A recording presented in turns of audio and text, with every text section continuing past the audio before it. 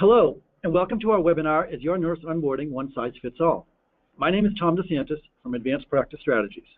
We provide our web platforms, Gnosis and Prophecy, to over 500 healthcare facilities to help build the best patient care teams. I want to thank you for joining our presentation on Prophecy and how nurse competency analytics are helping personalize onboarding plans across the U.S. Right now, everyone is set to mute, but if you have a question, you can type it in the question box while it's on your mind at any time, and at the end, we can answer it during the Q&A. We do have a mix in our audience today, including current Prophecy clients looking to expand how they use their assessments, plus nurse leaders who are learning about Prophecy for the first time.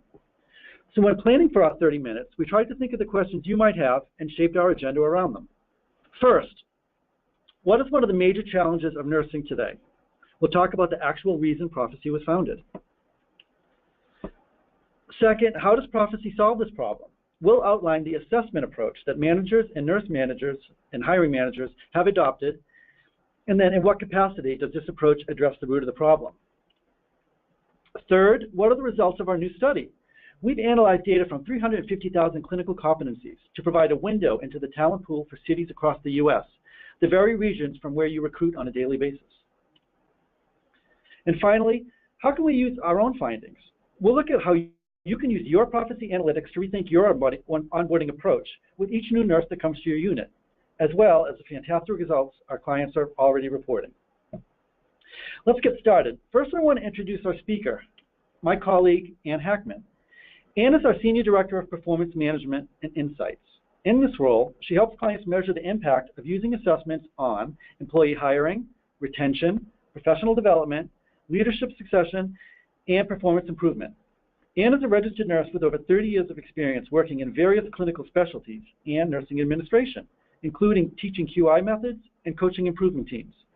Prior to joining APS, Ann was Director of Professional Development for a 6-hospital academic medical system where she coordinated the magnet designation process, NDNQI, clinical ladder, and the nurse residency program, which utilized Prophecy assessments.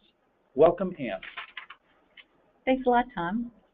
It's my pleasure to be with you all today, and I'm really excited about sharing what we have to offer you today to really take a look at how can we help to retain nurses. As a professional, this is near and dear to my heart. I mean, I just see the numbers going up in terms of turnover. I know how that feels. You know, it feels that you're just spinning. You're just waiting for that revolving door to stop so that you're a lot of cost for onboarding new nurses, a lot of investment in them, and then you see them leave in 1 or 2 years. So we're here to help you look at some strategies and best practices that we can do to improve that. So here's the problem. High nurse turnover. This is actually a pretty conservative estimate. The literature is saying now nurse turnover is somewhere around 17%. But actually, as we talk to CNOs and educators across the country, we're hearing outstanding numbers like 22%, 30%, 40%. We're like, oh my gosh. So, I mean, that's just crazy because what happens is you not only are investing a lot in those nurses, but there's a lot of really good knowledge that's leaving your institution, and the bottom line is it affects patient care. So we felt like as a company we really needed to help you find some solutions to that. So we thought, where can we most impact nurses to avoid turnover? The first situation is hiring, getting the right people in the right place with the right skills and making them feel successful because of that. It's a good fit. The second is onboarding, because that whole onboarding process is more than just here's where you place your locker and here's how you dial to get a physician. It's about socializing into the community. It's about really maximizing your skills. It's about getting to know your patient population. And again, it's all about feeling successful, and that's really why nurses stay. So we're all about developing competencies. Here's what we've done so far. We have assessed more than 30% of all nurses in the country in the last 6 years with our 78 validated healthcare-specific competency assessments. So over 350,000 just in the clinical assessments have been completed. So we're thinking, well, that's a lot of data, and data really drives decision-making. So we went to a different level with our data recently so that we could show you a little bit more about what's happening in your own city. Just recall that the Prophecy approach has 3 different nurse areas assessments. The first one is clinical. So that's all about job knowledge and the clinical skills and technical knowledge that's required for your clinical specialty. But what's really great about prophecy is that we know nurses are not one-dimensional. It's not just about what you know clinically. It's how do you address situations like the irate physician, like the nurse tech playing on the computer instead of doing their vital sign. You know, how do you communicate and how do you solve conflict? So our situational assessment addresses those interpersonal skills that also help to make us successful. And then thirdly, our behavioral assessments help to actually identify which clinical specialty is most fit for that particular nurse. And beyond that, really, how do they learn? Are they complex thinkers? Do they like to multitask? Do they like to focus on one thing? So we can show you really some deep insight into the actual DNA composition of a nurse. So getting back to that data, near and dear to my heart, here's what our whole perspective of the country looks like. The large circles indicate a large number of nurses in those areas that have taken prophecy assessments. The smaller the circle, the smaller the number. And the color is coded into red being very low scores, up to green being at the national average or above. So we're saying that these test takers have achieved the Angoff score, which is the statistically validated score that says that this nurse is ready for the knowledge that's required day one on the job. And so the Angoff is really our cutoff. What this shows you now on the color code is the national average pass rate. Nurses who have taken assessments and achieved the Angoff or above is 75% throughout the country. But what does that look like in your neighborhood? So I know we have people from all over the country, so I'm going to go through a few slides that just show you what your cities look like. This one happens to be the talent pool for San Francisco. So over 2,000 nurses in the San Francisco area have taken prophecy assessments, and overall they have scored at 73%, have passed. So that means that you're a little bit under the national in terms of the number of pass rates. So that might be interesting to know, but we can tell you a lot more detail than that. We can show you specific competencies in terms of specialties as well as particular skill sets like math ability, dysrhythmia, pharmacology. And you can see here on the red bars that those San Francisco nurses have scored well below the national average in those particular areas. When we flip to the bottom, it has to do with which clinical specialties. So here, you might be spending a lot more time onboarding your emergency department nurses or the cardiac PCU nurses because their scores are lower. Here's the good news. We also can show you who the top performers are. So the bars on the left show you the underperforming, or the top or the bottom 25%, but the upper ones are listed on the right side. So the green bars are where you're actually going to save time. This is where, when we take a one-size-fits-all approach, we're pooling all of these nurses into in the same bucket, and they're all getting the same education, and they're having to sit in front of computers and go to classes that maybe those green bar people over there just really don't need. And that is where your cost savings can come into play as well. So I want to show you how to take advantage of some of that information. Going to a few more areas, here's the Dallas-Fort Worth area, 76%, so just slightly above the national average in terms of pass rates. And here are the red bars, green bars. In that particular setting, it's about dysrhythmia and the med-surg area, which, gosh, you know, that's a huge pool of nurses if they're functioning below par in the med-surg area. But you see that there's a lot of specialties that do pretty darn well. And again, this breakdown, it differs by MSA, by metro area. So you're going to see here that, you know, the OR is 62% below national average, general ICU as well. Again, med-surg. But again, you've got these green bar folks that, you know, what I find interesting is when you interview a nurse and they say, I've worked in the ICU for 5 years, you don't really know. Do they fit on the red bar side or do they fit on the green bar side? You know, you really can't tell. But we can tell you from the assessments as to which sector they're in, and that, again, helps you to customize your onboarding. Here is the talent pool in Charlotte, North Carolina. Way to go, 78% are passing, so that's a really good pool. Thank goodness you're not in Knoxville, Tennessee. But again, you still see, even with a high percentage of pass, you still don't know who the high performers are. In this area, general ICU is lower, and as we do red bar or green bars, you see pharmacology is still really an issue, as well as general ICU. But there's also some really top performers up in the 90 percentile, so way to go there. And find Daytona Beach, You're 73%, just a little bit below the average there. Over 3,000 assessments taken just in the Daytona Beach area. So that gives us a really distinct picture of how your nurses are performing, as well as how you can onboard them more successfully. I think the next slide will show the red bar, green bar breakdown. So you see some really top performers there. I mean, that's a great idea, a great opportunity to know. But again, you need that insight to know who to spend more time with. And finally, here we are in Boston. Thank goodness we're not in New York. New York has a 64% pass rate. Here in Boston, we're at 71. So again, under the national. So we have a little work to do. That dysrhythmia continues to be a problem. ED in Boston is a problem. If you know Boston at all, you know ED is very important, as it is everywhere, really. So there's a competency variation in the Boston area as well. So what does this mean? I've been an educator for a long time, as well as a nurse administrator. So, you know, I'm very familiar with the one-size-fits-all approach. Week 1, week 2, week 3, week 4, everybody does the same thing. And there's some really good reasons for that. It's predictable. It's easy to schedule. You know, your nurses want to know when they're going to work. Your preceptors want to know when they're going to be assigned to people. So we like that. We also like that it's comprehensive. It meets all the regulatory compliance requirements, and we're sure that everybody has seen everything that we need them to see. But we also know that it costs, at an average salary, it costs $10,000 per nurse to do 8 weeks of standard onboarding.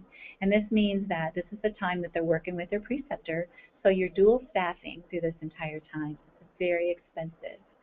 So the question is, why would you send green bar nurses, so to speak, through the same orientation process as red bar nurses? I don't think you would. I think if you look at these 3 nurses, you think about our first nurse, Lily, is a BSN graduate, and she's smart, top of her class. She really needs more hands-on care than anything. So her actual learning, personalized learning, is a very short time, but we've spent more time with doing patient care. We reassess her at about week 6, and we know that knowledge-wise she is ready to launch. So we're able to complete her orientation in 7 weeks. Ashley is an associate degree nurse. She has a little bit longer curve. She needs to really feel safe and feel comfortable taking care of patients, so it takes a little bit longer, but we're still able to reassess her towards the end of that orientation period and determine that she is ready to go. And then there's a Jeff that is probably someone who's worked in your hospital, maybe retired military medic, may have worked as an ICU tech in your hospital, really knows what to do, and with Jeff, we're just transitioning him from critical thinking as a tech to a registered nurse. So it's a very short time. When we can customize orientation in that way, we not only save money, but we save nurses. I did this at our hospital system, and we were able to shave off 2 weeks for for ICU, 1 week for med-surg, and we were able to show an improvement in clinical knowledge up to a 20% improvement at the end, and we saved a lot of dollars. But here's the thing, it's not just my system. Here is the West Coast Regional Health System, 20 hospitals. They have reduced their orientation or onboarding time from 18 weeks to 12 weeks, which was phenomenal in and of itself. But guess what? 23% of their nurses actually finished less than 12 weeks when they started customizing it to the individual assessments. Again, a Midwest academic center went from 16 weeks to 13 and a half as an average. And you know what we worried about, though? Well, we like the cost, and so here this is. This shows you that 6 weeks saved in orientation is almost that whole $10,000. It's $9,250 per nurse for onboarding costs. So think about that. If you're onboarding 100 nurses a year, you know, you're saving a lot of dollars there. But it's not about dollars, honestly. It was, for us, it was assuring competency as well and not sacrificing confidence of the nurse. We worried about that. We worried that our nurses were going to feel they were too rushed and that maybe they wouldn't feel that we cared about them. So we put some things in place. One being that we use the Casey Fink tool for graduate nurse confidence and competence. It's a self-assessment tool. And we've been using this for about 5 years before, so we had some really good baseline data. And we were curious as to what those scores would do with the compressed onboarding time. And we were astounded. Their scores actually went up to the 90th percentile. And we were like, this can't be right. We have to talk to these nurses. And so we did. We had a focus group of our nurses who'd gone through the program, and we asked them, how come you rated this so high? And you know what they said?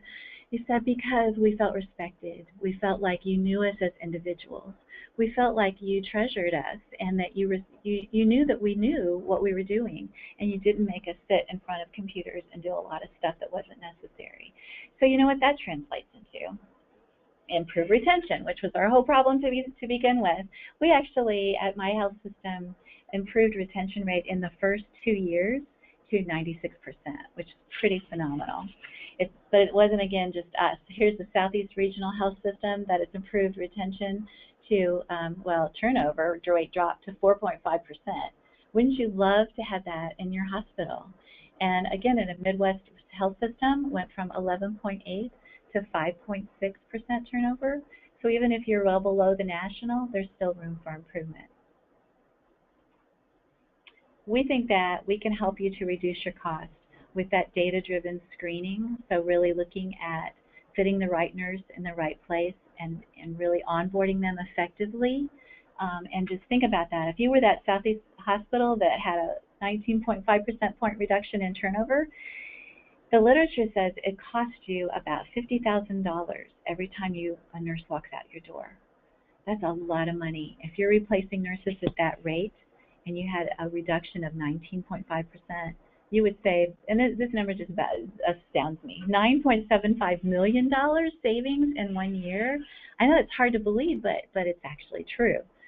So even a 1% reduction is going to really bring you some improved revenue. So finally, we decided we have to use this information in new and better ways. So not only do we have these awesome assessments that we offer, but we help our clients to utilize that data. That's really my whole job. Utilize that data for improvement. And so we now are building a new framework whereby our clients who implement prophecy contribute data to a specific database where we do an analysis, and then we're pulling a group of thought leaders together. These are educators and CNOs across the country who have really great experiences in onboarding, and we're creating a playbook for everyone to say, this is what works, this is how it works, this is what you can do, these are best practices. We're planning to track things like the time to onboarding and retention, as well as a correlation to patient outcomes and to nurse satisfaction. So with this thought leader group, we're going to be able to provide you with a much deeper understanding of what works and what doesn't work, and we're going to be able to recommend you some best practices. So that's really it for today, Tom. Those are my thoughts, and I'd love to hear from the audience now and see if you have any questions about some of the things we talked about. Thank you, Ann. That was a great overview. We had one question that came in a little bit earlier when we were going over the metro areas and the study. The question was, how did you determine who was in that study? Was it every clinical specialty? Was it a subgroup? And I know you have someone with you today that I think can answer that. I do. With me today is Mridul Ganesh. He is with our analytics team, and he is the expert behind all that data, that stuff that you saw with all the metro areas. And so I'm going to turn that over to him to answer. Sure. So we selected regions that are called core-based statistical areas, or these are areas that are anchored by an urban center of over 10,000 people. So we selected all CBSAs that had a greater than total number of assessments of greater than 200. And then within each test, we chose those tests that have at least 50 tests in each city. And the tests that were shown on the page were chosen based on expert opinion based on what tests are most critical to hospitals. Thank you. Great. Another question came in regarding the 3 competencies that you outlined. So clinical, to review, clinical, situational, and behavioral. Do all clients use those sort of all the time? Or I know you pulled out clinical for this report. What's the recommended best practices for using those 3 competencies? Well, we have a variety of ways. The thing about prophecy is that it's so flexible. So we do have hospitals who are doing all 3 assessments pre-hire, and that allows them to pre-screen and identify those high performers as well as those to determine which clinical specialty is the best job fit. We also have some clients who only use the behavioral one for that aspect of it, and then have the nurse take the clinical and the situational assessment during that first week of onboarding. And we have some clients who choose to do all three post-hire, and then to utilize that as a way of developing their individual learning plans. And I have to say, we didn't show that particular slide, but what really worked for us was that the assessment results are broken down by knowledge domain. So I can see under the clinical one, for example, which type of patients would be best suited for that nurse to experience. If they were low on neuro or they're low on GI, for example, I'm going to give them a few more of those patients. If they needed to focus on soft skills such as collaboration, I'm going to make sure I place them with a preceptor who's really good at collaboration. I'm going to take them to huddles, I'm going to take them to multidisciplinary conferences and really practice those skills to bring them up to speed. So it really just helps you zero in on specifically what that nurse needs. Terrific, thank you, Ann. Another question, are the assessments validated? Absolutely. We are one of the few companies that goes the rigorous validation process. We actually go through content validity testing with every assessment. Our assessments are written by subject matter experts who are nurses across the country, and these nurses are either bedside nurses or they are managing bedside nurses in that particular specialty. We do a very detailed workshop where we create the questions and the distractors, and then the whole process goes through a very sophisticated software program which analyzes it for any language issues, any bias against protected groups such as ethnicity, age, and regionalization, because we all know, being across the country, that we sometimes call things by different names. So we look for any of those biases. And then on a regular basis, we monitor those results to make sure that there are not consistently missed questions or any concerns that people have expressed to us. And we, unlike other companies as well, we frequently update our assessments in regards to those areas. Great. Final question that came in. I don't see my city on what you showed today. Is there a way for me to find out? And before I could probably answer that. Riddle, how many cities do we have a documentation for? Did we include in the study? If I remember correctly, it should be at the order of 200 cities. Okay, great. So I will answer that question. If you are a current Prophecy client, definitely get in touch with your account manager and we can walk you through that. And if you're not a client and you wanted more information, we can get you in touch with one of the regional directors who can walk you through the existing data on clinical and then any other questions you may have on Prophecy. So we'll be in touch with everybody as a follow-up after this presentation to make sure you got the information you needed. And I did have one more question that just came in. All right, we are a staffing agency based out of Arizona, but our travelers can complete these assessments throughout the country. Would the scores register for their physical location of the computer they took the assessments on? So the scores are calculated based on the offices for which these nurses have tested for. So for example, if there was a staffing company that had an Arizona office, the scores of those nurses would be registered for Arizona. Yeah. However, if we do not know, or if we do not know the specific location of those travelers, they would not be counted in this analysis. Okay, for this study. Yeah. So what about Prophecy in general? Would that score travel with them if they needed to? Regardless the score of is always associated with the test taker, okay, right? Great. Yeah, but I want to mention also that we often do studies for a staffing agency or a hospital themselves. So whether we have your city involved, once you begin to take Prophecy assessments, we can do a deep dive into the assessment results and help you to take a look at what the performance is of the nurses that you're hiring. Terrific. All right. And if anyone has any other questions, feel free to go to www.aps-web.com, and you can go to the Contact Us button and fill in the question, and it'll come right to me, and we'll get that answered. In the meantime, by design, this was not a product demonstration, so hopefully you weren't expecting that. We didn't get into the product or show any of the assessments or how they work, but we are more than happy to do that for anyone that's interested. Again, we have a couple of other webinars coming up in November, and again, aps-web.com/webinars. You can register for them there. And this concludes today's call.